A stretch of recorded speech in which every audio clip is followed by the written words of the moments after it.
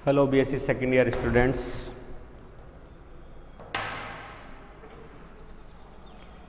स्वागत है आप सभी का। आज हम स्टार्ट कर रहे हैं paper first molecular and biotechnology.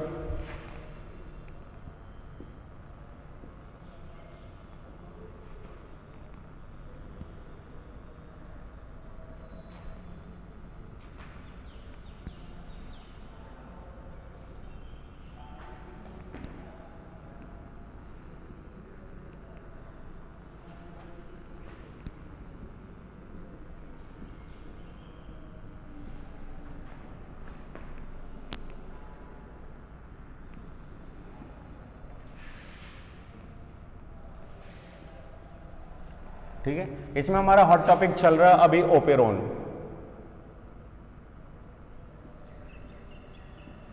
Bye Jacob and Monod या ओपेरोन कंसेप्ट भी हम इसे बोल सकते हैं। ठीक है, ओपेरोन कंसेप्ट में हमने जीन के दो भागों के रूप में स्टडी कर ली है, जिसमें एक सेगमेंट जो है वो कंट्रोलर जीन है या रेगुलेटर जीन कहलाएगा, और दूसरा स्ट्रक्चरल। इन प्रोकैरियोट्स जो एमआरएनए है, जो कोड होता है एमआरएनए, वो पॉलीसिस्टोनिक होता है, तो उसमें मल्टीपल जीन सेगमेंट्स हो सकते हैं। ठीक है, लेकिन अगर अपन अपनी बात कर रहे हैं तो इसके अंदर जो है वो प्रोकैरियोट्स की अगर हम बात कर रहे हैं तो उसमें तो मल्टी जीन सेगमेंट्स हो गए, और अगर अपन अपनी बात करें यूकैरियोट्स की तो यहाँ पे जो एमआरएनए कोड होता है वो पॉलीसिस्टोनिक के स्थान पे क्या होता है, मोनोसिस्टोनिक। अर्थात ये एक प्रकार के ही किसको पॉलीपेप्टाइड चेन को या एंजाइम को कोड करने के सक्षम होते हैं। ठीक है, तो यहाँ पे हमने इसको समझने के लिए जैकब एंड मोनार्ड ने सबसे पहले ई कोलाई के अंदर इस चीज को समझा, तो वही चीज हमने यहाँ पे लैक ओपेरोन के रूप में समझी, लैक ओपेरोन। क्योंकि आज जो हमारा टॉपिक आएगा वो आएगा रिप्रेसिबल ओपेरोन का, लैक ओपेरोन से ही समतुल्य, क्योंकि हमारे कोर्स में है पॉजिटिव एंड नेगेटिव कंट्रोल के रूप में, तो यहाँ पे हम पॉजिटिव कंट्रोल के रूप में इसको चलेंगे।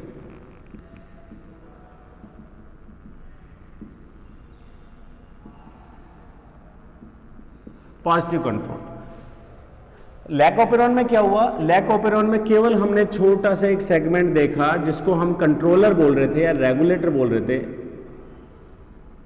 ठीक है, that is I gene, that is P gene, that is O gene, और ये हो गया हमारा कौन सा, स्ट्रक्चरल। गैप नहीं होता है कंटिन्यूटी में, दैट इज ये हो गया Z gene, that is Y gene, that is alpha gene.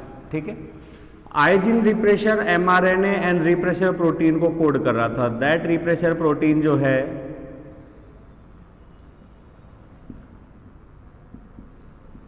वो कैसा है, एक्टिव फॉर्म में होता है। ठीक है, promoter site is able to bind with RNA या डीएनए पॉलीमरेज एंजाइम, प्लस एक विशेष साइट है जो कल भी हमने छोड़ दी थी, वापस हम नहीं बात कर रहे, cap site, that is O site. O site के लिए हम कह सकते हैं कि ये किससे बाइंड करने में, एक तरीके से रिप्रेशर प्रोटीन को बाइंड करने की साइट प्रोवाइड करवाते हैं। ठीक है, these are capable to bind with repressor site. ये इसकी पॉलीपेप्टाइड जो डीएनए अनुक्रम है, ये विशेष प्रकार के अनुक्रम होते हैं जो इस प्रकार की प्रोटीन से इंटरेक्शन करते हैं। जेड जीन की हम बात करें तो जेड जीन अपना एमआरएनए, वाई जीन अपना एमआरएनए एंड अल्फा जीन जो है वो अपना एमआरएनए, और ये यहाँ पे कोड करते हैं galactosidase, permease and transacetylase genes. ठीक है, जो कि लैक्टोज के पाचन से संबंधित है। इस पूरी व्यवस्था को समझने के लिए हमें इसे कुछ एक्सपेरिमेंटल बेसिस पे डालना होगा, और हम कुछ स्टेप से इसको समझते हैं। तो स्टेप फर्स्ट की अगर हम बात करें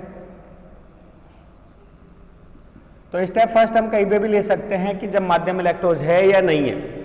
अगर है से शुरू करते हैं तो थोड़ा सा चेंज आएगा, अगर नहीं है से शुरू करते हैं तो भी सेम। तो अगर हम जैसे बात करें कि नहीं है, मान लीजिए when the concentration is very low of lactose, arrow नीचे की मतलब है लो, नहीं है, एब्सेंट है, तो ऐसे में repressor protein in the activate form, और ये रिप्रेशर प्रोटीन जो है वो कैपेबल है to bind with operator site. और ऑपरेटर साइट से जुड़ने के बाद इसको इस तरीके से समझना, जैसे मैंने प्रोटीन संश्लेषण समझाया कि इसके ऊपर जो पॉलीमरेज एंजाइम बाइंड होता है, दैट इज डीएनए पॉलीमरेज। ये बिल्कुल वैसे ही है जैसे हमने क्या बोलते हैं, राइबोसोम के ऊपर एमआरएनए को कोड किया था, सेम उसी तरीके से पॉलीमरेज जो है वो भी डीएनए के ऊपर लिपटकर उसको कोड करता है उसके स्ट्रैंड्स के ऊपर।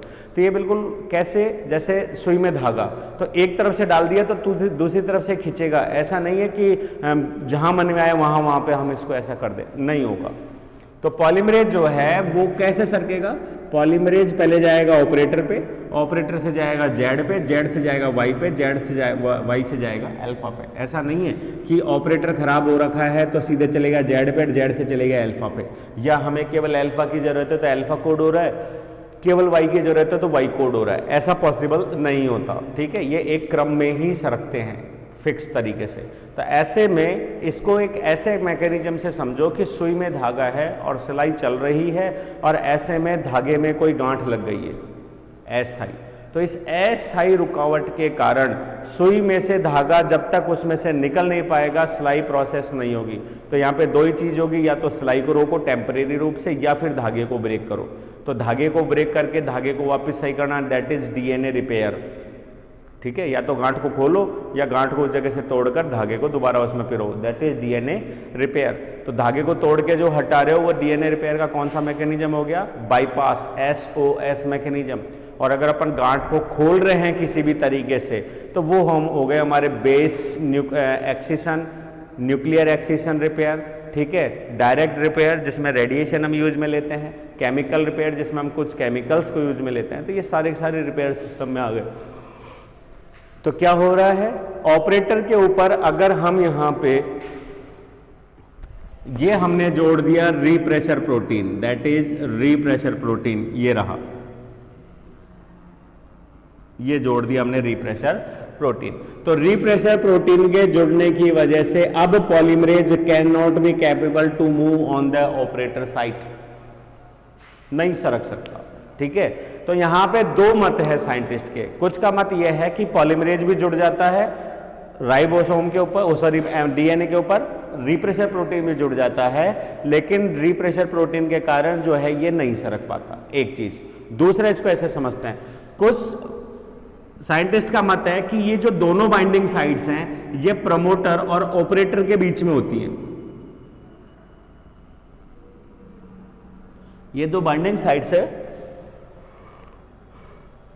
ये प्रमोटर और ऑपरेटर के जस्ट बीच में होती हैं। ऐसे में अगर यहां पे पॉलीमरेज, सॉरी, ये एंजाइम जुड़ जाता है, कौन सा? रीप्रेशर प्रोटीन।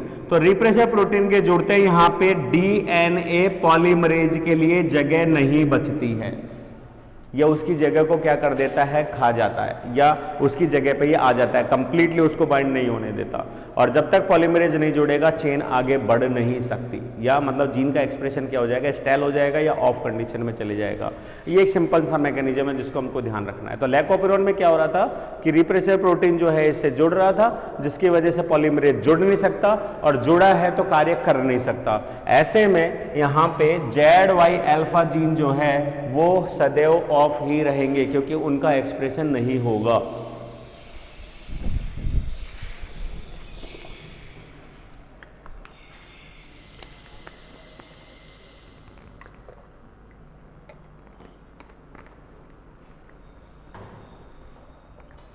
क्योंकि इन जीन्स का यहाँ पे एक्सप्रेशन नहीं होगा, तो operon will be in of condition, of condition बोलते हैं। अब हमारी स्टेप नंबर सेकंड, चलो फर्स्ट ये कर लेते हैं, स्टेप 2 कर लेते हैं इसको। स्टेप 2, स्टेप 2 क्या हो जाएगी? When lactose concentration is high into the media.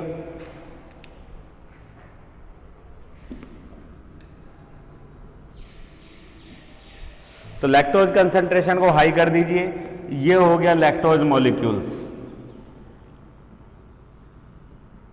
जब माध्यम में लैक्टोज की सांद्रता ज्यादा हो चुकी है तो ये लैक्टोज जो है क्या कर देता है? इस रीप्रेशर प्रोटीन से क्या हो जाता है? बाइंड हो जाता है, ये हो गया बाइंड, ठीक है। और ये बना लेता है रीप्रेशर इंड्यूसर, रीप्रेशर इंड्यूसर प्रोटीन कॉम्प्लेक्स। और ये प्रोटीन कॉम्प्लेक्स कैसा हो जाता है? अब इनएक्टिव, और इनएक्टिव होने के कारण ये अब इससे जुड़ने की क्षमता नहीं रखता, ये मतलब यहाँ पे ऑपरेटर से बाइंड नहीं हो सकता। इस वजह से यहाँ से क्या हट जाएगा? रीप्रेशर प्रोटीन हट जाएगा ऑपरेटर साइड से, और इस जगह को कौन ले लेगा? DNA polymerase, and polymerase describe करेगा, दैट इज एक्सप्रेशन से बनेगा एमआरएनएज, एमआरएनए कोड करेंगे बीटा ग्लैक्टोसाइडेज, दैट इज परमीएज, और ये हो गया ट्रांस एसिटाइलेज। क्लियर है, ये हो गया। अब ऐसे में ग्लैक्टोसाइडेज जो है लैक्टोज के ऊपर क्रिया करेगा और इसको ग्लैक्टोज प्लस ग्लूकोज में क्या कर देगा, ब्रेक डाउन कर देगा। ग्लैक्टोज एंड ग्लूकोज में क्या कर दिया इसने, ब्रेक डाउन कर दिया। कंप्लीट। अब क्या बोलते हैं, ये सारा काम हो गया। अब वापस स्टेप थर्ड, जब अगेन पाचन की वजह से लैक्टोज की कंसंट्रेशन क्या हो जाएगी माध्यम में कम, तो ऐसे में क्या होगा, ग्लैक्टोसाइडेज रिएक्ट करेगा इस बाइंडिंग साइट पे और इस कॉम्प्लेक्स को ब्रेक करके लैक्टोज को वापस क्या कर देगा, हटा देगा। और लैक्टोज जो है जाके रिप्रेशर प्रोटीन जो है वो जाकर वापस बाइंड हो जाएगा और रिप्रेशर प्रोटीन के बाइंड होने से डीएनए पॉलीमरेज की कार्य क्षमता वापस क्या हो जाएगी, रुक जाएगी। देन द एक्सप्रेशन, मतलब जो जीन एक्सप्रेशन है वो अपने आप ही क्या हो जाएगा, रुक जाएगा। ठीक है, इस पूरे मैकेनिज्म को एक नोट्स के रूप में मैं आपको शो कर देता हूं, इसको आप स्टेल करके या पॉज करके एक बार आप नोट डाउन कर लीजिएगा। इन माय कंप्लीट नोट्स क्या ये दिखाई दे रहा है, दिख जाएगा, क्लियर? यस, ठीक है, इसको आप पॉज करके और नोट डाउन कर लीजिएगा। Same mechanism. अब हमारे यहां पे चल रहा है पॉइंट आज का, लैक ऑपेरोन के बाद में एक बार इसको मिटा देता हूं, कैटाबॉलिक रिप्रेशन।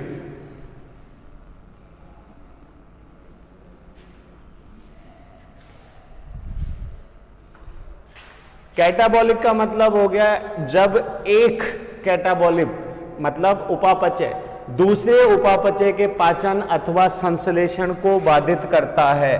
तो इस प्रकार के ऑपेरोन में जो संदमन हो रहा है उसको बोलते हैं कैटाबॉलिक रिप्रेशन।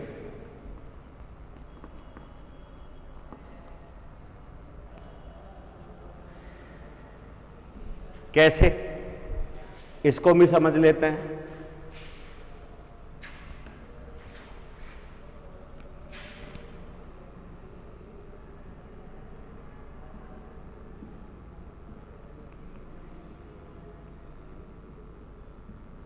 कैटाबॉलिक रिप्रेशन, इसको समझें। सबसे पहले दो चीजें, एक लैक्टोज के पाचन से क्या बन रहा है, ग्लूकोज, क्लियर है, और glucose is the primary source of our body और ग्लूकोज ही रेस्पिरेटरी एक तरीके से सबस्ट्रेट के रूप में कार्य करता है इन सारी चीजों में एनर्जी प्रोड्यूस करने के लिए। लेकिन यहां पे एक समस्या और है इस रेगुलेशन सिस्टम में कि यहां लैक ऑपेरोन में लैक्टोज की हाई सांद्रता जो है वो ऑपेरोन को ऑन कर देती है जब लैक्टोज की सांद्रता बढ़ती है, और जब लैक्टोज की सांद्रता घटती है तो ये स्वयं ही उसको क्या कर देती है, ऑफ कर देती है। क्लियर है। लेकिन हमारे सामने एक समस्या है कि जब लैक्टोज की सांद्रता हाई हो, ठीक है, प्लस डीएनए पॉलीमरेज भी क्या हो, वहां पे उपस्थित हो, क्लियर है, रिप्रेशर जो प्रोटीन है, रिप्रेशर प्रोटीन, वो भी क्या हो, इनएक्टिव, क्लियर है, और सब कुछ ठीक है, डीएनए भी ठीक है, लेकिन फिर भी अगर लैक्टोज के लिए गैलेक्टोसाइडेज का नहीं होता या ऑपेरोन अभी भी ऑफ कंडीशन में है, तो इसका कारण, अर्थात हमारे पास में एक सिचुएशन क्या थी इतनी देर से कि माध्यम में लैक्टोज नहीं था, इसलिए गैलेक्टोसाइडेज भी नहीं बन रहा था। लेकिन अब हम कह रहे हैं कि हमारे सामने एक नई सिचुएशन सामने आई है कि लैक्टोज माध्यम में है, लैक्टोज ने रिप्रेशर से कॉम्बाइन करके रिप्रेशर को क्या कर दिया, इनएक्टिव कर दिया। तो पॉलीमरेज जो है वो किससे जुड़ सकता है, प्रमोटर साइड से जुड़ सकता है। तो ऐसे में जब सब कुछ ठीक है तब भी पॉलीमरेज अगर जीन्स को क्या बोलते हैं एक्सप्रेस ना करे और ग्लैक्टोसाइडेज का संश्लेषण नहीं करे तो उसका क्या कारण है, तो उसका कारण समझते हैं अपन। कारण यह है कि पहली घटना में जब लैक्टोज की सांद्रता ज्यादा थी और ऑपेरोन ऑन था तो यहां पे किसका संश्लेषण हो रहा था, ग्लूकोज एंड ग्लैक्टोज, किसका, ग्लूकोज एंड ग्लैक्टोज का। लेकिन अगर ग्लूकोज एंड ग्लैक्टोज की कंसंट्रेशन, सांद्रता किसमें, सेल के अंदर पहले से ही हो तो, इसको एक सिंपल मैकेनिज्म से अगर अपन ऐसे समझ ले कि जैसे अपन किसी से उधार कब लेते हैं, जब हमारे पास वो पैसा नहीं होता और हमें उसकी बहुत ज्यादा आवश्यकता होती है। क्लियर है कि अगर वो पैसा नहीं होगा तो ही हमको क्या मिलेगा, हमारा काम संदमित हो, वो मतलब एक तरीके से काम सक्रिय हो पाएगा, वरना हम पूरी तरीके से रुक जाएंगे। क्लियर है। तो वो पैसा जो है हमें उच्च ब्याज दर के ऊपर भी लेना पड़े तो भी हम लेते हैं ताकि हम हमारा काम सुचारू चला सकें।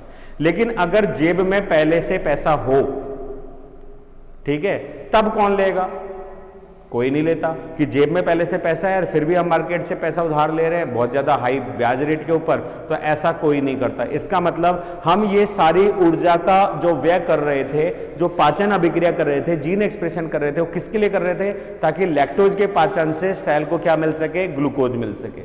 अतः अगर कोशिका में पहले से ग्लूकोज हो तो ग्लूकोज के होने की वजह से खुद ग्लूकोज की कंसंट्रेशन जो है वो लैक्टोज के पाचन को संदमित कर देती है। इसीलिए मैंने प्रारंभ में कहा था कि जब एक कैटाबोलाइट, एक उपापचय जब अपनी उपस्थिति के आधार पे या सांद्रता के द्वारा दूसरे कैटाबोलाइट की सांद्रता को संदमित कर देता है, चाहे उसका संश्लेषण हो चाहे उसका पाचन हो, को संदमित कर दे, तो इस प्रकार का रेगुलेशन कैटाबोलिक रेगुलेशन कहलाता है। ठीक है। अब ये कैसे काम कर रहा है इसको समझते हैं। इसको ऐसे समझ सकते हैं कि ग्लूकोज का ब्रेकडाउन हो रहा है बाय ग्लाइकोलाइसिस, किसमें, पैप में, phosphoenol pyruvic acid, pyruvic acid से पायरुविक, ये किस में चलेगी, क्रेब्स में, और क्रेब्स से किस में आ गया, ETS, और ETS फाइनली क्या बना रहा है, ATP।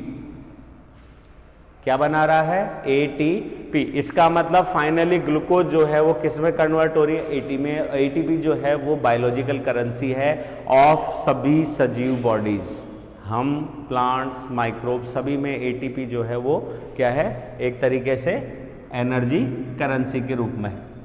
तो इसका मतलब एक सिंपल व्यवहार में हम ये समझ सकते हैं कि कोशिका में अगर ग्लूकोज है तो ATP नहीं होगा, क्या होगा, AMP, ADP और क्या होगा, ATP। आगे बात समझ में, मतलब अगर ग्लूकोज है तो एनर्जी नहीं होगी, और अगर ग्लूकोज का ब्रेकडाउन होगा तो एनर्जी मिल जाएगी। इसका मतलब ये दोनों एक दूसरे के क्या हो गए, व्युत्क्रमानुपाती। समझिए इस बात को, दोनों कैसे हो गए, एक दूसरे के व्युत्क्रमानुपाती। अर्थात अगर ग्लूकोज की कंसंट्रेशन है तो इसका मतलब ग्लूकोज ब्रेकडाउन नहीं हुआ, और जब ग्लूकोज ब्रेकडाउन नहीं हुआ तो एनर्जी नहीं है। ठीक है, सिंपल वे में। तो हम क्या कर लेते हैं, इसको इस तरीके से नोट कर लेते हैं कि that CAMP, cyclic adenosine monophosphate, cyclin adenosine monophosphate की सांद्रता जो है वो ग्लूकोज के सांद्रता के क्या हो गई, व्युत्क्रमानुपाती। अर्थात इसकी सांद्रता बढ़ेगी तो ग्लूकोज की सांद्रता घटेगी, और ये घटकर किस में कन्वर्ट हो गया, एनर्जी में। क्लियर है। तो इसको हम ऐसे ही समझ सकते हैं, सिंपल वे में दिमाग में डाल लीजिए कि जब कोशिका में ग्लूकोज था तो इसका मतलब उसका ब्रेकडाउन नहीं हुआ, और जब ब्रेकडाउन नहीं हुआ तो कोशिका में एनर्जी कम है। क्लियर है, आगे बात समझ में। दूसरी चीज, अगर कोशिका में एनर्जी नहीं है तो हो गया ग्लूकोज खूब है, और ग्लूकोज नहीं है इसका मतलब वो ब्रेकडाउन होकर किस में कन्वर्ट हो चुकी है, एनर्जी में कन्वर्ट हो चुकी है। तो ग्लूकोज है तो एनर्जी नहीं दिखेगी, एनर्जी दिखेगी तो इसका मतलब ग्लूकोज नहीं होगी। तो ये दोनों एक दूसरे के क्या हो गया, व्युत्क्रमानुपाती। केवल हमको इस चीज को समझना है, अब बाकी के फॉर्मुलेशन को हम कंप्लीटली समझ जाएंगे। इसी में एक चीज और बता देता हूं, जो हमने प्रोमोटर पढ़ा उस प्रोमोटर पे कल भी और आज भी हमने एक साइड तो पढ़ ली for DNA binding, that is DNA polymerase binding, DNA polymerase binding site. और एक इसके अंदर हम जगह बना देते हैं, ये बना दी, यहां बना दो चाहे नीचे बना दो, that is for cap binding.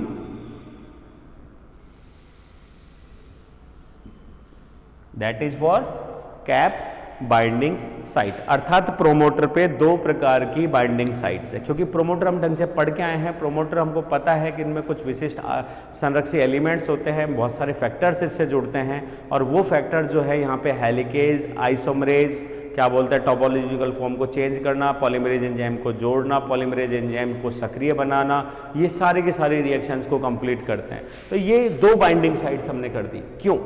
इसका कारण है कि ये तो हमको पता है कि जो डीएनए रेप्लिकेशन है वो पॉलीमरेज कर रहा है, डीएनए से आरएनए का संश्लेषण भी आरएनए पॉलीमरेज एंजाइम कर रहा है। यहाँ पे अगर हम और आगे बढ़े तो हाँ, ये डीएनए क्यों लिख रहे हैं हम इसको, आरएनए पॉलीमरेज लिखेंगे ना, दैट इज आरएनए पॉलीमरेज। हम रेप्लिकेशन थोड़ी कर रहे हैं, हम तो ट्रांसक्रिप्शन करवा रहे हैं, ट्रांसक्रिप्शन लेवल पे हम चेंजेस कर रहे हैं यहाँ पे। तो ऐसे में आरएनए पॉलीमरेज है। उसके अलावा अगर और आगे जाए तो ये भी सारे के सारे प्रोटीन्स फैक्टर्स के द्वारा कंप्लीट होता है। तो ऐसे में सब कुछ काम तो पॉलीमरेज कर रहा है, लेकिन पॉलीमरेज काम तभी करेगा जब उसको एक्टिवेट करने वाले फैक्टर्स प्लस एनर्जी उससे बाउंड होगी। जब तक वो सक्रिय नहीं होगा तब तक वो क्रिया को आगे नहीं बढ़ाता। और ये सक्रियण ऊर्जा किसकी वजह से है? कैप की वजह से। और ये कैप सक्रिय कैसे होता है? बिकॉज दैट कैप, इस कैप की फुल फॉर्म समझ लीजिएगा। कैप का मतलब है कैटाबोलाइट, ठीक है, जीन एक्टिवेटर, कैटाबोलाइट जीन एक्टिवेटर एक। दूसरा अगर हम कैप की बात करें तो इसका मतलब हो गया CGA, CGA। कैप की फुल फॉर्म की बात करें तो दैट इज कैटाबोलाइट, ठीक है। क्या बोलता है, A फॉर हो गया एक्टिवेटर,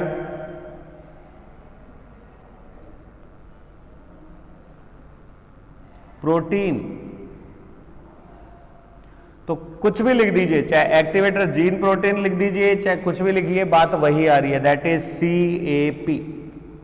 तो CGA या CAP ये सेम है। और ये जो है वो किससे, साइक्लिन एडिनोसिन मोनोफॉस्फेट कैम्प से क्या कर, ये रहा, कैम्प से क्या करता है, बाइंड बनाता है और कॉम्प्लेक्स बनाता है, कैम्प कॉम्प्लेक्स। और इसमें एंजाइम है एडिनिल सिंथेटेज, एडिनिल सिंथेटेज एंजाइम जो है वो इसमें सक्रिय भूमिका निभाता है। क्लियर है? अब इसको पूरा का पूरा एक तरीके से हम डायग्रामेटिकली समझ लेते हैं। डायग्रामेटिकली एक बार मैं आपको बता देता हूं, आप इस चीज को नोट डाउन कर लीजिए।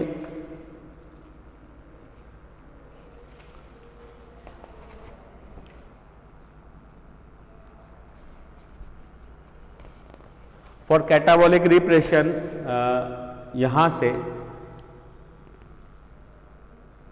दिख रहा है,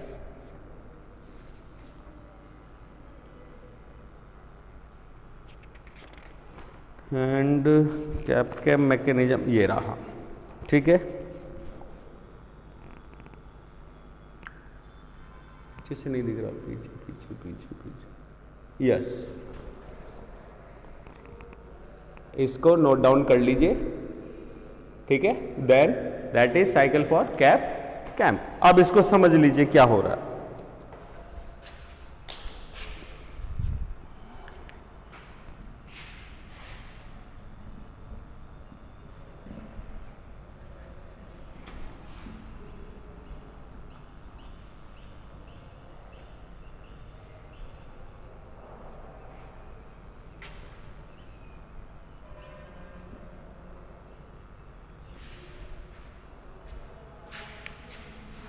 That is simple controller gene,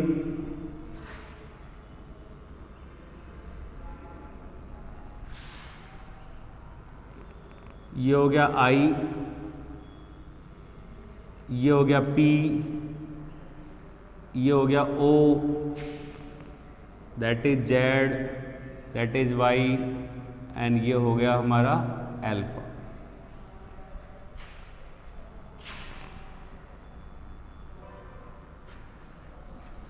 इसमें हमने बाइंडिंग साइट्स बना दी ऑपरेटर और प्रोमोटर पे। जो P पे साइट है वो किसके लिए है, आरएनए पॉलीमरेज की बाइंड के लिए, ओ पे जो साइट है वो है रिप्रेसर प्रोटीन के बाइंड के लिए, और यहीं पे एक साइट हम बना देते हैं दैट इज ये हो गई कैप बाइंडिंग साइट CAP, जो कि एक्टिवेट करने का कार्य कर रहा है। ठीक है, सामान्य तरीके से अगर अपन देखें तो आई जीन बनाता है अपना mRNA, और ये mRNA बना रहा है अपना एक refresher protein, that is refresher.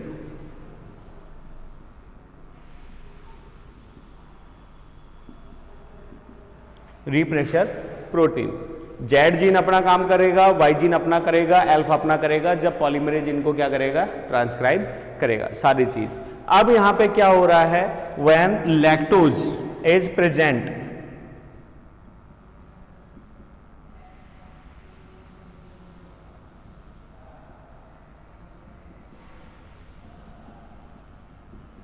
when lactose molecules are present in the medium, ठीक है, लैक्टोज, तो ऐसे में क्या हो रहा है, सीधे पॉलीमरेज को जुड़ना था, लैक्टोज मॉलिक्यूल को ऐड होना था किसके साथ में, रिप्रेशर के साथ, that is refresher inducer protein complex.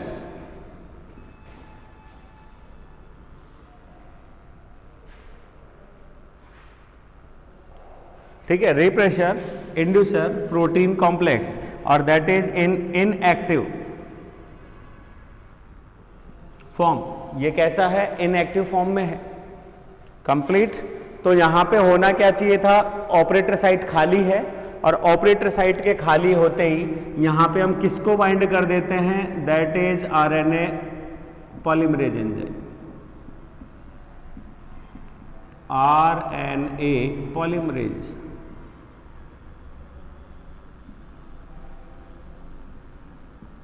ठीक है, आरएनए पॉलीमरेज एंजाइम, क्लियर है, हो गया सारा। और आरएनए पॉलीमरेज भी कौन सा, सेकंड, क्योंकि एमआरएनए को कोड कर रहा है। अब ये सब कुछ कंप्लीट है, इसके अकॉर्डिंग लैकोपेरोन में क्या हो जाना चाहिए था, ट्रांसक्रिप्शन स्टार्ट हो जाना चाहिए था, और यहाँ पे क्या आ जाने चाहिए थे, प्रोटीन्स का संश्लेषण, जो कि लैक्टोज का क्या करते, पाचन। पर ये सब कुछ होने के बावजूद अभी भी जो है वो ऑफ कंडीशन में है। क्यों, because when in the cell glucose concentration, ठीक है, ग्लूकोज कंसंट्रेशन कर दो या ग्लूकोज ही कर दो, glucose concentration is anti proportional to camp.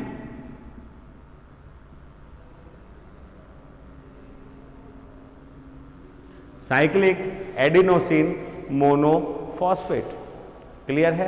अगर ग्लूकोज की कंसंट्रेशन ज्यादा है CONS, तो साइक्लिक एमिनोसिन की कंसंट्रेशन क्या होगी, कम होगी, और इसके कम होने के कारण वापस बताऊं क्यों,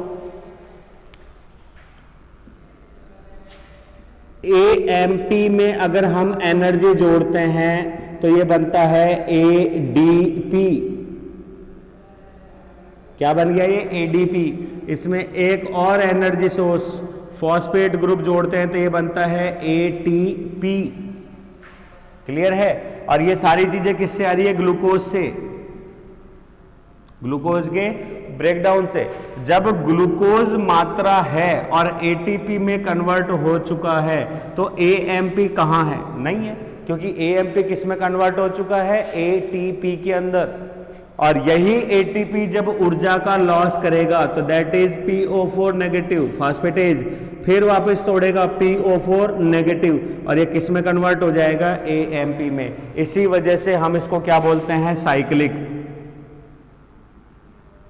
क्योंकि ये साइकिल के रूप में चलता है, एनर्जी कभी भी नष्ट नहीं होती, केवल एक रूप से दूसरे रूप में चेंज होती है। ऐसे में ग्लूकोज है तो AMP नहीं होगा, क्लियर है? बस ये हमारी बात है जो उनको समझनी है। तो ये क्यों ऐसा हो रहा है, उसका कारण है because that is cap binding site, और यहां पे कैप जो है वो एडिनाइल एंजाइम की उपस्थिति में किससे जुड़ेगा? CAMP complex, that is camp complex. और जब तक ये इससे जुड़ नहीं जाता ये सक्रिय नहीं होता, दैट इज एक्टिव। यहां पे ये इंड्यूसर से जुड़कर इनएक्टिव हो गया, जबकि ये कैप जो है वो AMP से जुड़कर क्या हो गया?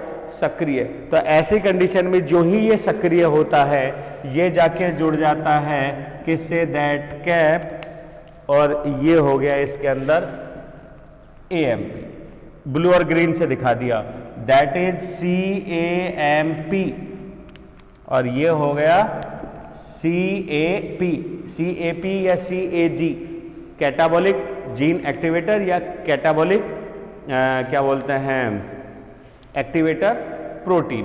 तो that is cap, that is camp. जब ये दोनों जुड़ जाते हैं तो ये जुड़ते ही एनर्जी का क्या करते हैं? Transfer, that is GDP। ये हो गया GTP, मतलब ATP या GTP के फॉर्म पे।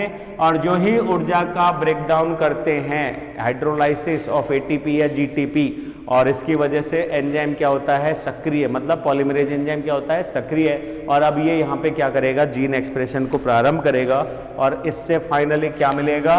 That is mRNA।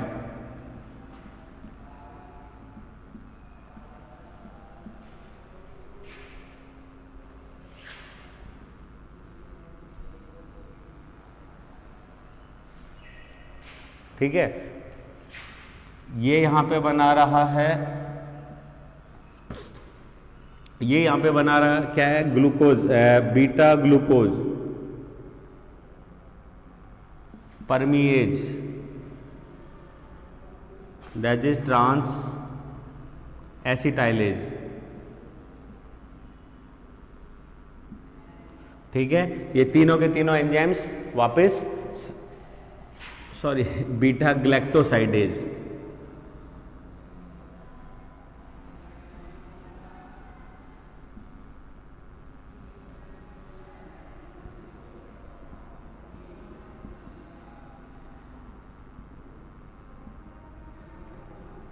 और ये बीटा ग्लैक्टोसाइडेज जो है क्या करेगा?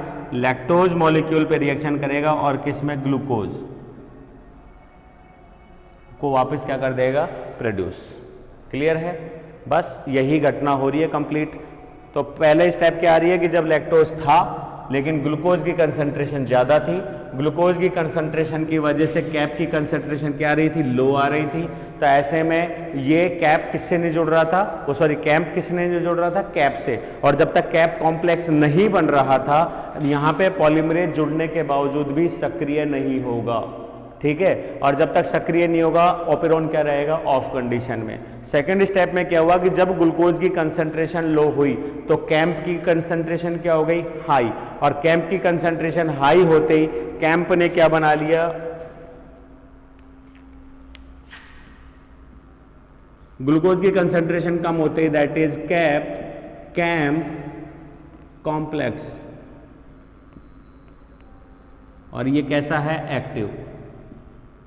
कैसी फॉर्म में आ गया? एक्टिव। और ये एक्टिव फॉर्म में ये कैंप जो है ये कहाँ हो गया? अपनी बाइंडिंग साइट पे जाकर जुड़ गया। जुड़ते उसने पॉलीमरेज को क्या कर दिया? सक्रिय, और एक तरीके से इनिशिएट कर दिया। हो गया काम। अब लगातार ये बनता जा रहा है। अब स्टेप आती है 2। स्टेप 2 क्या आ रही है? स्टेप 2 कह रही है कि जब लगातार लैक्टोज का संश्लेषण होने से दो घटनाएं बढ़ रही हैं। यहाँ पे वापस देखिए, ग्लूकोज और लैक्टोज, दो घटनाएं बढ़ रही है। यहाँ पे लगातार लैक्टोज के बढ़ने से अपचयन होने से ग्लूकोज की कंसंट्रेशन बढ़ रही है और लैक्टोज की कंसंट्रेशन क्या हो रही है? कम हो रही है। तो यहाँ पे दोनों मैकेनिज्म्स काम करेंगे जो हमने पहले समझे। पहला कि जो ग्लैक्टोसाइडेज है वो यहाँ पे लैक्टोज की सांद्रता कम होते ही इस मॉलिक्यूल को क्या कर देगा? ब्रेक कर देगा। जो कॉम्प्लेक्स बना था ना उसको ब्रेक कर देगा, जिसकी वजह से इंड्यूसर कॉम्प्लेक्स ब्रेक हो जाएगा। और इंड्यूसर ब्रेक होते ही अब ये क्या हो गया? एक्टिव। ठीक है। और एक्टिव होते ही ये पॉलीमरेज को क्या कर देगा, रिप्लेस कर देगा और ऑपरेटर से जुड़ जाएगा, जिसकी वजह से यहाँ पे जो जीन एक्सप्रेशन है वो वापस क्या हो जाएगा, ऑफ कंडीशन में आ जाएगा। ठीक है। और वहीं अगर अपन बात कर रहे हैं किसकी, ग्लूकोज की, तो ऐसे में ये जो ग्लूकोज की सांद्रता बढ़ी है, ये ग्लूकोज की सांद्रता क्या कर देगी, कैंप की सांद्रता को घटा देगी, जिसकी वजह से कैप अकेला हो जाएगा और कैंप इस कॉम्प्लेक्स में से हट जाएगा और ये कैप जो है वो क्या हो गया, अब इनएक्टिव। तो ऐसे में यहाँ पे कैप की भी पोजीशन क्या हो गई, हट गई, तो पॉलीमरेज एंजाइम का सक्रियण भी रुक जाएगा। तो दोनों तरफ से एक तरीके से संदमन का कार्य हो रहा है, दैट ट्रिगर पॉइंट या एक तरीके से स्टिमुलेशन ऑफ क्या बोलते हैं, टर्मिनेशन, और यहाँ पे टर्मिनेशन हो जाएगा, पॉलीमरेज हट जाएगा, जिसकी वजह से ओपेरॉन वापस क्या हो जाएगा, ऑफ कंडीशन में। तो ये नहीं बनेंगे अब, और ओपेरॉन क्या हो गया, वापस of. That is catabolic repression.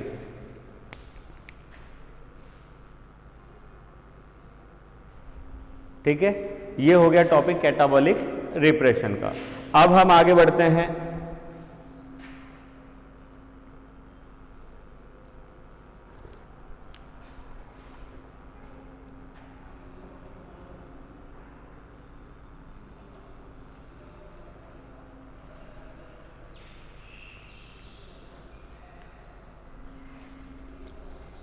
अब इसी में हम आगे बढ़ते हैं ट्रिप्टोफैन ओपेरॉन कंसेप्ट पे। ट्रिप ओपेरॉन के लिए समझे व्हाट इज ट्रिप। ट्रिप्टोफैन एक इंपॉर्टेंट अमाइनो एसिड है। ट्रिप्टोफैन अगर अपन जेनेटिक कोडोन की बात करें तो केवल एक ट्रिपल कोडोन UGG से कोड होता है। दूसरी चीज, ट्रिप्टोफैन इसेंशियल क्या बोलते हैं, अमाइनो एसिड्स में आता है, अर्थात इसका संश्लेषण हायर प्लांट जो है वो नहीं कर सकते। ठीक है, कहाँ कोड होता है, ये भी माइक्रोब्स में कोड होता है, ई कोलाई में। ट्रिप्टोफैन अगर ओपेरॉन की हम बात करें तो इसका मैकेनिज्म और इसकी पूरी प्रोसेस अलग है, जो कि लैक ओपेरॉन से काफी कुछ डिफरेंट है। यहाँ पे ट्रिप्टोफैन की हम बात करें तो ट्रिप्टोफैन के मैकेनिज्म में ट्रिप्टोफैन की सांद्रता एक निश्चित अनुपात पर होना आवश्यक है। उससे कम सांद्रता या उससे अधिक सांद्रता होने पर क्या होते हैं, दुष्परिणाम सामने आते हैं।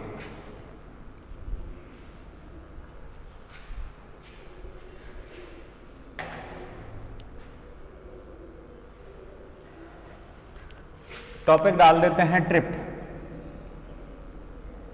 Operon model. हालांकि आपके सेकेंड ईयर के कोर्स में ट्रिप्टोफैन ओपेरॉन को नहीं पूछा गया है, लेकिन यह इंपॉर्टेंट टॉपिक है क्योंकि यहां पे इसी से रिलेटेड एक टॉपिक पूछ लिया गया, एटुनिएशन, क्षीणीकरण। तो क्षीणीकरण को हम तभी समझ पाएंगे जब हम ट्रिप ओपेरॉन कंसेप्ट को समझ पाएंगे। ठीक है, अब ट्रिप ओपेरॉन मॉडल में हम बात करें तो एक्चुअली में हो क्या रहा है, तो इसके लिए पहले समझ लें व्हाट इज ट्रिप्टोफैन। ट्रिप्टोफैन एक plant phytochrome main hormone auxin का मुख्य घटक है। ठीक है, संश्लेषित घटक है। और ट्रिप्टोफैन मॉलिक्यूल जो है वो बैक्टीरियल सेल ई कोलाई द्वारा स्वयं क्या कर लिया जाता है, कोड कर लिया जाता है, लेकिन वो एक जटिल कॉम्प्लेक्स है। ट्रिप्टोफैन मॉलिक्यूल को कोड करने के लिए कम से कम 3 स्पेशल एंजाइम्स की आवश्यकता होती है या प्रोटीन्स की आवश्यकता होती है, जो प्रोटीन के संश्लेषण में भूमिका निभाते हैं। क्लियर है, ये हो गया। अब यहाँ पे सबसे मेन बात ये आती है कि व्हाट इज ट्रिप्टोफैन। तो ट्रिप्टोफैन मुख्य अवयव किसका हो गया, ऑक्सिन का।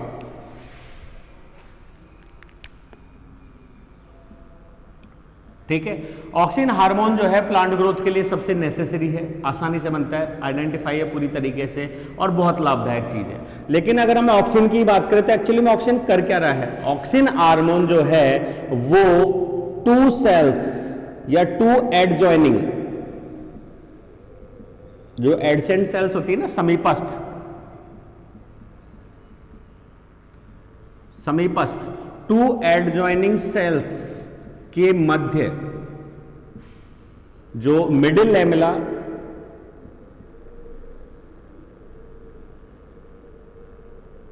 एंड प्राइमरी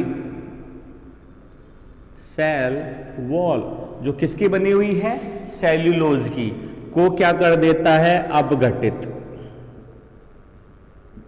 ठीक है, क्यों कर देता है अपघटित, इसलिए बिकॉज अपघटन से दे स्टिमुलेट सेल डिवीजन। अब आ गई बात क्लियर। अर्थात हम ऑक्सिन के लिए क्या कहते हैं कि ये कोशिका पादप यह हार्मोन वृद्धिकारी हार्मोन है, ये सेल डिवीजन को इंक्रीज करता है, इसकी वजह से नई संतति कोशिकाएं बनती हैं और आगे की तरफ विकसित होता है पादप। तो कैसे काम किया इसने कि ये दो समीपस्थ कोशिकाएं, क्योंकि प्लांट सेल स्वतंत्र नहीं होती, वो विभाजन पश्चात भी एक दूसरे से जुड़ी रहती है। ठीक है, तो इन सारी कैटेगरीज में क्या कर रहा है, ये उन दोनों के बीच के लिगामेंट्स को ब्रेक कर रहा है। सेल्यूलोज जो मटेरियल है उसको क्या कर रहा है, अपघटित कर रहा है, जिसकी वजह से कोशिका क्या हो जाती है, ल्यूज, और ल्यूज होने के बाद वो विभाजन को क्या हो जाती है, प्रेरित। तो इस तरीके से ये स्टिमुलेट करता है सेल डिवीजन को। अब इसका नुकसान क्या है, इसका नुकसान यह है कि अगर कोशिका में ट्रिप्टोफैन की सांद्रता बढ़ जाए, एक लिमिट से ज़्यादा बढ़ जाए, तो इसकी वजह से ये किसका संश्लेषण बढ़ा देगा, ऑक्सिन का। और अगर ऑक्सिन का संश्लेषण बढ़ जाता है तो ऐसे में ऑक्सिन हार्मोन जो है सेल डिवीजन को क्या कर देगा, बढ़ा देगा। सेल डिवीजन का बढ़ने का मतलब है कि अनियमित रूप से प्लांट ग्रोथ, कोशिका मैच्योर नहीं हुई है और कोशिका में विभाजन प्रेरित हो गया, इसकी वजह से अविकसित ग्रोथ के कारण क्या डेवलप हो सकते हैं, ट्यूमर्स। ठीक है, और ये ट्यूमर जो है ये डेवलपमेंट के लिए सही चीज नहीं होती। ठीक है, दूसरी तरफ अगर ट्रिप्टोफैन की सांद्रता लेवल से कम जा रही है तो क्या होगा, ये ऑक्सिन का संश्लेषण कम करेगा, जिसकी वजह से कोशिकाओं में जो विभाजन दर है वो धीरे हो जाएगी, जिसकी वजह से पादप की जो नॉर्मल ग्रोथ है वो क्या हो जाएगी, कम हो जाएगी। एक दूसरा, जो घाव भरने की कैपेसिटी है समसूत्री विभाजन के फलस्वरूप किसी भी पादप अंग द्वारा जो घाव भरने की एबिलिटी है वो भी क्या हो जाएगी, क्षीण हो जाएगी, और ये पादपों के संक्रमण का सबसे बड़ा खतरा हो जाता है।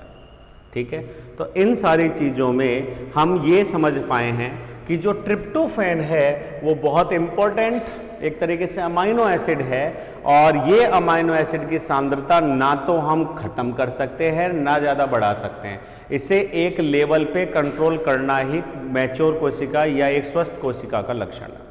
तो यहाँ ट्रिप्टोफैन में, लैक्टोज में हमने क्या किया, लैक्टोज में हमने पूरी तरीके से लैक्टोज मॉलिक्यूल को खत्म कर दिया। ठीक है, ओपेरॉन भी बंद हो गया, वापस लैक्टोज आया तो ओपेरॉन शुरू हो गया, फिर वापस कंप्लीट खत्म हो गया। तो वहाँ पे तो हमने बात कर दी एब्सेंट और प्रेजेंट की, लेकिन यहाँ हम ट्रिप्टोफैन में क्या बात कर सकते हैं, यहाँ हम ट्रिप्टोफैन में बात करेंगे प्रेजेंस और एब्सेंस की नहीं, यहाँ पे बात करेंगे कंसंट्रेशन की, क्योंकि यहाँ हम ट्रिप्टोफैन को पूर्ण रूप से खत्म नहीं कर सकते, कोशिका में इसका लेवल कभी भी पूर्ण रूप से खत्म नहीं होता है।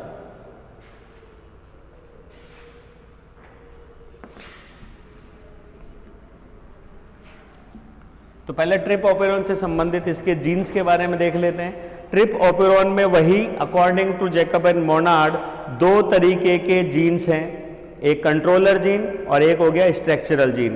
Controller gene same segment, I gene, P gene and O gene. और अगर अपन स्ट्रक्चरल की बात करें तो उसमें 5 प्रकार के जीन्स सम्मिलित किए गए हैं।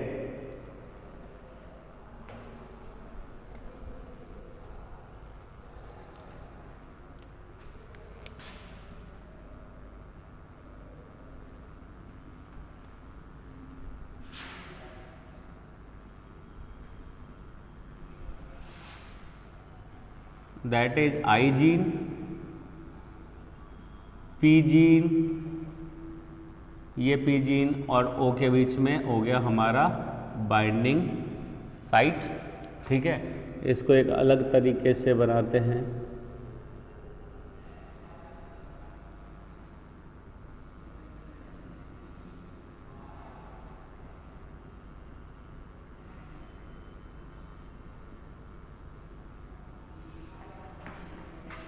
That is O gene. ठीक है, इसके बाद इसके अंदर जो स्ट्रक्चरल जीन्स है वो 5 है। एक हम यहाँ पे लीडर सीक्वेंस को छोड़ देते हैं, लीडर सीक्वेंस ये अभी हमारे काम की चीज़ नहीं है, ये लगभग 164 न्यूक्लियोटाइड लंबी सीक्वेंसेज हैं जिन्हें हम लीडर सीक्वेंसेज कहते हैं। इसके बाद यहाँ पे हो गया ई ट्रिप्जीन,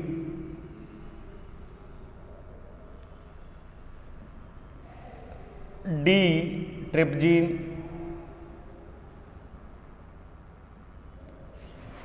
सी ट्रिप्जीन, बी ट्रिप्जीन एंड ए ट्रिप्जीन। 5 है और इनको सुविधा के मतलब अध्ययन की सुविधा के लिए हमने ABCDE के नाम पे ही डाल रखा है, कोई दिक्कत नहीं। हालांकि इनका अरेंजमेंट कुछ इस तरीके से ABDC एंड E, लेकिन अध्ययन की दृष्टि से हमने एक सिंपल सीक्वेंस के अंदर इसको यहाँ पे डाल दिया। कंट्रोलर जीन की बात करें तो उसमें आई जीन के लिए व्यवस्था वही है जो लैकोपेरोन की थी। आई जीन जो है स्वतंत्र है, आई द्वारा रिप्रेजेंट की जा रही है, सबसे प्रारंभिक है। इसके द्वारा कोड प्रोटीन रिप्रेसर प्रोटीन कहलाती है, जो कि क्या होता है, ऑपरेटर से बाइंड बनाने में सक्षम होता है। लेकिन यहाँ एक विशिष्ट बात का ध्यान रखना, लैकोपेरोन में जो आई जीन बन रही थी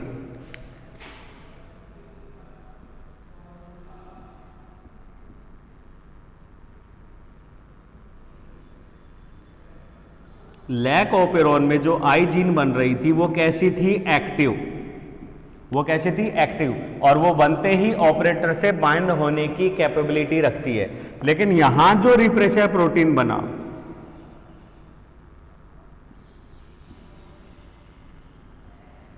यहां जो रिप्रेसर प्रोटीन बना वो कैसा है, inactive.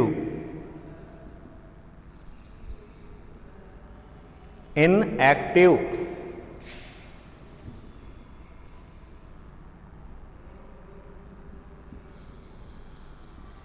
that is inactive type।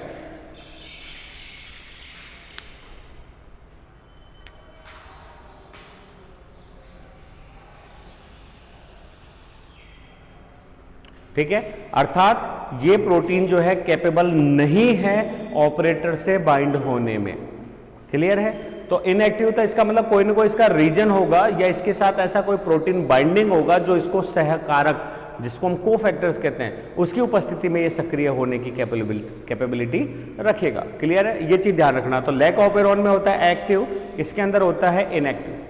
Promoter gene same है, विशेष सीक्वेंस है जो कि प्रमोट करने का कार्य कर रही है। इस पर विशेष कॉन्सिक्वेंस बॉक्सेज होते हैं और इनके ऊपर कुछ फैक्टर बाइंडिंग साइट्स होती है। उसके अलावा आरएनए पॉलीमरेज बाइंडिंग साइट्स होती है।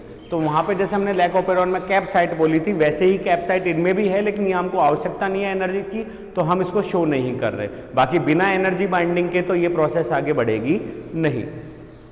दूसरा, यहाँ पे ग्लूकोज की कंसंट्रेशन का ट्रिप्टोफैन की कंसंट्रेशन से कहीं कोई लिंक भी नहीं है। लैक्टोज की कंसंट्रेशन एंड ग्लूकोज की कंसंट्रेशन का लिंकिंग था, इसलिए हमने कैटाबॉलिक रिप्रेशन को दिखाया।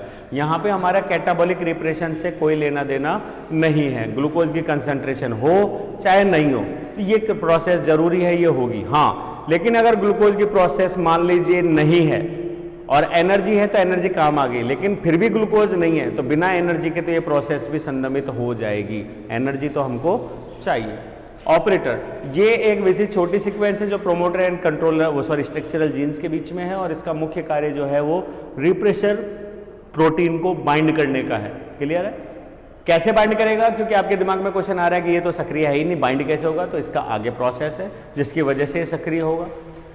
एल सीक्वेंस जो कि लीडर सीक्वेंस है, ये एक विशिष्ट प्रकार की सेकेंडरी रेगुलेशन में काम आती है, जिसको हम नेक्स्ट पॉइंट एटीन्यूएशन में पढ़ेंगे। ठीक है, इसके बाद में ट्रिप जो जीन्स है 5 ABCDE, जिसको हम पढ़ेंगे EDCAB, क्योंकि इनकी कोडिंग भी EDCAB के रूप में ही होती है। ये पांचों की पांचों जो जीन्स हैं ये स्वतंत्र रूप से mRNA कोड करती हैं।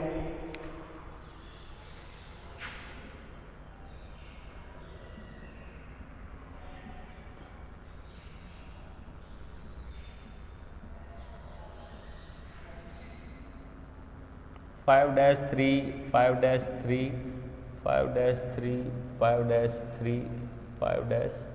थ्री। ठीक है, और ये जो mRNA कोड कर रहे हैं ये जीन्स, ये विशिष्ट प्रकार की पॉलीपेप्टाइड सीक्वेंसेस को बनाते हैं, और ये पॉलीपेप्टाइड सीक्वेंसेस जो हैं known as these are eta 2। 2 polypeptide sequences है eta 2, that is delta square या डेल्टा 2। सी जो है वो डायरेक्ट काम आ रही है, बीटा जो है वो यहाँ पे बीटा स्क्वायर और ए जो है वो यहाँ पे अल्फा स्क्वायर पॉलीपेप्टाइड चेन्स बना रही है, अर्थात प्रत्येक जीन दो दो प्रकार के पॉलीपेप्टाइड श्रृंखलाएं बना रही है। क्लियर है? अब ये ईटा स्क्वायर और डेल्टा स्क्वायर ये दोनों की दोनों जो चेन्स हैं, तो टोटल कितनी चेन्स होगी? 4। ये चारों की चारों चेन्स मिलकर एक विशिष्ट पॉलीपेप्टाइड श्रृंखला या प्रोटीन एंजाइम्स कोड करती हैं, known as एंथ्रानाइलेट synthetase.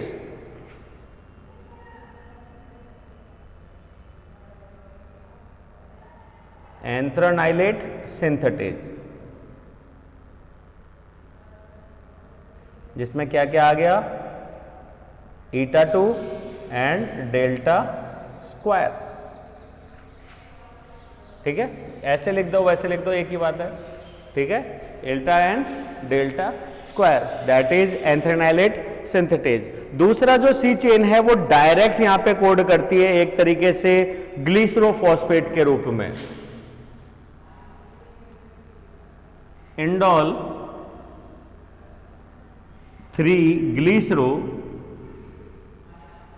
Phosphate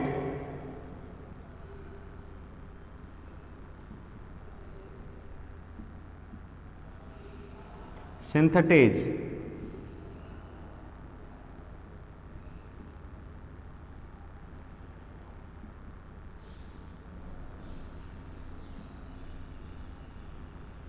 synthetase. ठीक है, क्लियर? अब अपन बीटा की बात करें तो beta square and alpha square जो है ये दोनों की दोनों चारों चेन्स मिलके बनाती है ट्रिप्टोफैन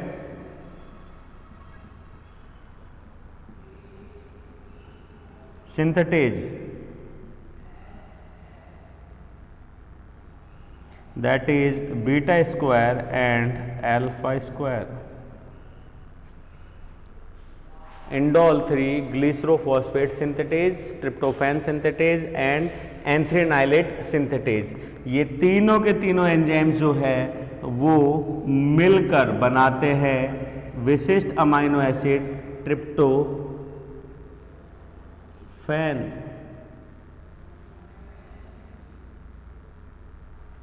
ठीक है, ये है complete operon of trip operon. ठीक है, ओपेरॉन मॉडल हो गया कंप्लीट संरचना, जिसमें 3 है controller genes, I gene, P gene and O gene. इसका आई जीन वाला रिप्रेसर प्रोटीन इनएक्टिव फॉर्म में है, और स्ट्रक्चरल जीन लैक ओपेरॉन में स्ट्रक्चरल जीन में 3 ही थे, वाई जेड ए। ठीक है, और यहाँ पे कितने हैं? 5, ई डी सी बी ए। ई जो है एल्टा और डेल्टा, ईटा और डेल्टा दोनों के दोनों जो है वो श्रृंखलाएं मिलकर एक विशेष प्रोटीन बना रही है, दैट इज एंथ्रेनाइलेट सिंथेटेज। सी जो है वो चेन मिलके या जो एमआरएनए है वो कोड करता है एक विशेष प्रोटीन चेन जो 2 से मिलके बना हुआ है, जिसको हम यहाँ पे कह देते हैं कौन सा? Indole 3 glycero phosphate synthetase. ठीक है, और अल्फा एंड बीटा चेन जो है वो मिलके बना रहे हैं ट्रिप्टोफैन सिंथेटेज एंजाइम, और ये तीनों एंजाइम जो है ट्रिप्टोफैन के संश्लेषण में काम में आते हैं, और ये ट्रिप्टोफैन के संश्लेषण को क्या करते हैं? बढ़ाते हैं। तो यहाँ पे अगर अपन देखें तो 2 चीजें हैं। जो रेगुलेशन सिस्टम हम पढ़ रहे हैं वो 2 कैटेगरीज में डिवाइड है, पहला ट्रांसक्रिप्शन लेवल पे और दूसरा ट्रांसलेशन लेवल पे। तो आज जो हम पढ़ रहे हैं वो ट्रांसक्रिप्शन ही है। लैकोपेरॉन में भी हमने ट्रांसक्रिप्शन को ही कंट्रोल किया, यहाँ पे भी हम किसको कंट्रोल कर रहे हैं? ट्रांसक्रिप्शन को। हम ट्रांसलेशन को कंट्रोल नहीं कर रहे, हम यहीं पे कंट्रोल कर रहे हैं ट्रांसक्रिप्शन लेवल के ऊपर ही। ठीक है, तो ये हो गया कंप्लीट ट्रिप ओपेरॉन का सिस्टम। अब हम इसको स्टेप्स में कंप्लीट करते हैं कि कैसे ट्रिप ओपेरॉन जो है वो अपना कार्य करता है। तो फर्स्ट कोई भी एक स्टेप ले लीजिए। First step, when tryptophan concentration is low.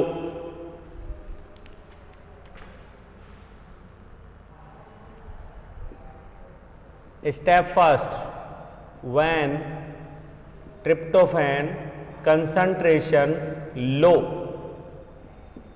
in medium या सेल।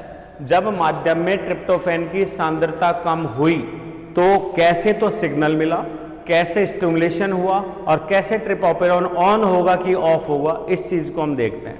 तो ऐसे में ट्रिप्टोफैन की सांद्रता कम होने पर क्या हो रहा है?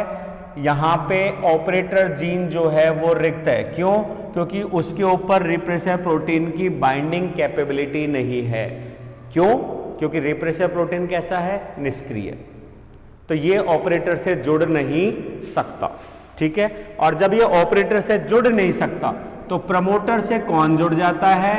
दैट इज आरएनए पॉलीमरेज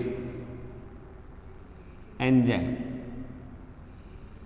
और एनर्जी सोर्स के ब्रेकडाउन से या जीटीपी एटीपी के ब्रेकडाउन से अब ये सीक्वेंस को कोड करेगा, पहले एल सीक्वेंस को, जो कि हमारे कोडिंग सीक्वेंस नहीं, एक अलग सीक्वेंस है। देन फिर ये कोड करेगा ई को, देन डी को, फिर सी को, बी को और ए को, जिसकी वजह से बनेंगे कुछ पॉलीपेप्टाइड चेन्स, और वो पॉलीपेप्टाइड चेन्स जो है वो आपस में संयुग्मित होकर बनाती हैं 3 विशेष प्रकार के synthetase enzyme, anthranilate, indole 3 glycerophosphate and tryptophan synthetase. ये एंजाइम जो है ट्रिप्टोफैन की सांद्रता को क्या कर देते हैं? बढ़ा देते हैं। तो when the tryptophan concentration low into the media, the repressor protein जो है can not be able to bind with operator site because it can be in active form. Clear है? तो ऐसे में पॉलीमरेज एंजाइम के जुड़ने से जीन एक्सप्रेशन प्रारंभ हो गया, और जीन एक्सप्रेशन के प्रारंभ होते ही the trp operon concept will in the on condition. Trp operon क्या हो गया? ऑन कंडीशन में आ चुका है। ठीक है, कंडीशन ऑन हो चुकी है, कहीं कोई समस्या नहीं है। अब हम आगे बढ़े, नेक्स्ट इसी को आगे बढ़ाते हैं। जब यहां पे हम ट्रिप्टोफैन की सांद्रता, स्टेप सेकेंड, व्हेन ट्रिप या ट्रिप्टोफैन कंसंट्रेशन क्या हो रही है? High in the media. जब ट्रिप्टोफैन की सांद्रता क्या हो रही है? हाई हो रही है, अत्यधिक बढ़ रही है। तो ऐसी कंडीशन के अंदर यहां पे क्या हो रहा है कि ये रहा ट्रिप्टोफैन मॉलिक्यूल, लगातार ट्रिप्टोफैन मॉलिक्यूल्स क्या हो रहे हैं? बढ़ रहे हैं, और लगातार बढ़ने के कारण ये ट्रिप्टोफैन मॉलिक्यूल जो है वो रिप्रेसर प्रोटीन के साथ में क्या बना लेते हैं? बॉन्ड। क्लियर? रिप्रेसर प्रोटीन के साथ क्या बनाया? बॉन्ड। और रिप्रेसर प्रोटीन के साथ बनते ही that bond is known as repressor को रिप्रेसर कॉम्प्लेक्स, और दैट इज एक्टिव। क्या हो गया? एक्टिव। तो एक्टिव होते ही ये तुरंत अपनी जगह से क्या होगा? ऑपरेटर साइड से जाके बाइंड हो जाएगा and replace the RNA polymerase enzyme. और आरएनए पॉलीमरेज एंजाइम के रिप्लेस होते ही जो ऑपेरॉन कंसेप्ट है वो क्या हो जाएगा? बंद हो जाएगा। ठीक है, ऑपेरॉन क्या हो जाएगा? बंद। ये हो गया बंद, और that condition is of condition, क्योंकि आरएनए पॉलीमरेज के बिना स्ट्रक्चरल जीन जो है उनका ट्रांसक्रिप्शन संभव नहीं है, और ट्रिप्टोफैन का संश्लेषण क्या हो गया? रुक गया। अब यहाँ पे 2 चीजें जो इंपॉर्टेंट है हमारे लिए। नंबर वन चीज क्या आ रही है? नंबर 1 पे क्या आ रहा है? यहां पे ट्रिप्टोफैन खुद के ही संश्लेषण को बढ़ा रहा है, लेकिन जो ही उसकी कंसंट्रेशन बढ़ती है वो खुद के ही संश्लेषण को क्या कर देता है? रोक देता है। और यहाँ पे कैसी भूमिका निभाता है? को रिप्रेसर की। जबकि लैक्टोज कैसी भूमिका निभाता है? इंड्यूसर की। तो that operon also known as repressible operon system and also known as positive control system. ठीक है, तो यहाँ पे ट्रिप्टोफैन खुद की ही कंसंट्रेशन को मेंटेन करता है, लो होने पर ऑन करता है और हाई होने पर स्वतः ही क्या कर देता है? ऑफ। तो आज की क्लास में इतना ही। नेक्स्ट क्लास में फिर हम पढ़ते हैं एटीन्यूएशन।